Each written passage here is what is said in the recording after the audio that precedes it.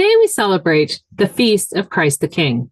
Now, if you did not grow up Roman Catholic, this feast may be one with which you are unfamiliar.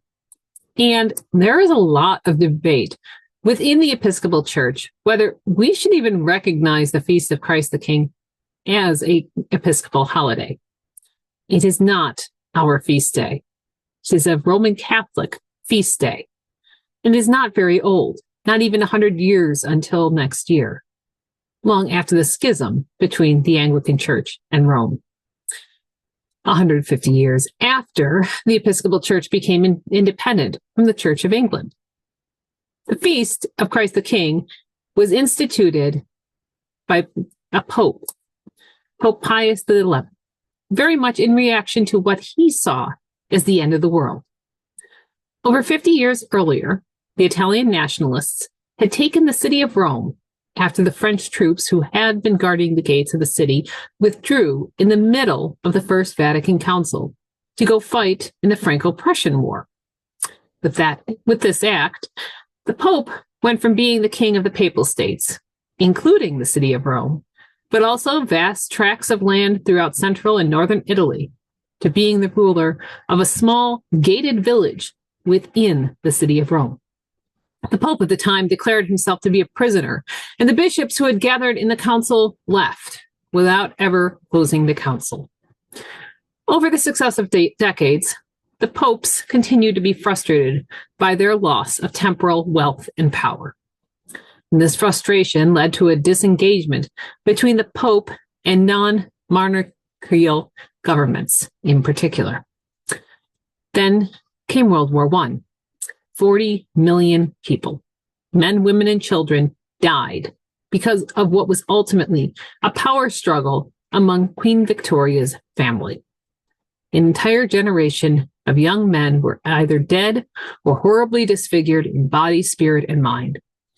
Throughout Europe, the monarchies fell in very quick succession, whether to democracy or dictatorship led by fascists or communists. For the Pope, the distinction between democracies and dictatorships was kind of lost, and the focus was on the secularism and the threat that all of these national governments posed to the world in which he had both temporal and spiritual power. He was the king at a time when kings were becoming passé and when his kingdom had been conquered 50 years earlier.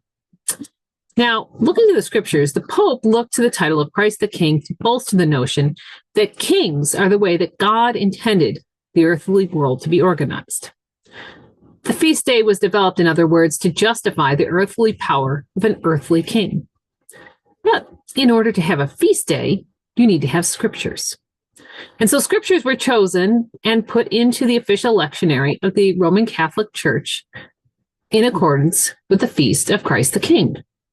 Now, 45 to 50 years later, in the late 1960s, as the Roman Catholic Church, in response to the Second Vatican Council, which began by closing out that First Vatican Council that had been rudely interrupted by the Italian nationalists banging on the gates, developed a 3-year cycle of lectionary readings. While the Episcopal Church is not the Roman Catholic Church and does not use the Roman lectionary, we do use the Revised Common Lectionary.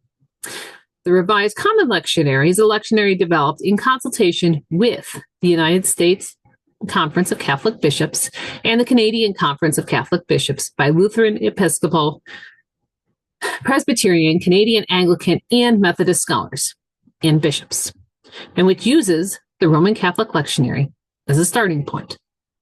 So that is how we, as Episcopalians, have come to have a Roman Catholic feast day meant to reinforce the notion of monarchy and the divine right of the Pope to rule the Papal States in our calendar, whether we explicitly call it a feast day or not.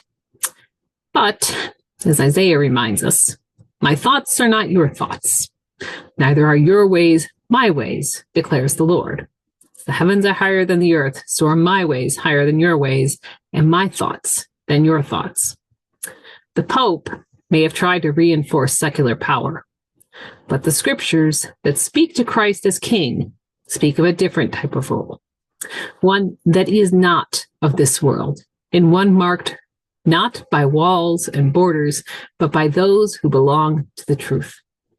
When we choose to follow Christ as King, we choose to listen to the voice of a leader whose command is to love God with all our hearts and our souls, and to love one another as we love ourselves. We choose to follow a king who upends the very notion of king, to live in accord with his truth in this world. But, like our king, to recognize that the kingdom to which we belong is not of this world.